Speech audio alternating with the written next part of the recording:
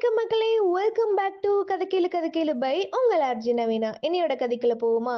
ஒரு நாள் சிறுத்தை ரொம்ப பசியா இருந்துச்சாம். அப்போ ஒரு கருப்பு மானையும் ஒரு புள்ளி மானையும் பார்த்துச்சாம்.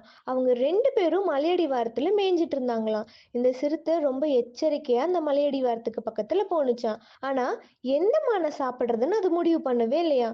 அதே நேரத்துல சிறுத்தையை பார்த்த மான் ரெண்டும் ரொம்ப வேகமா ஓடுச்சாம்.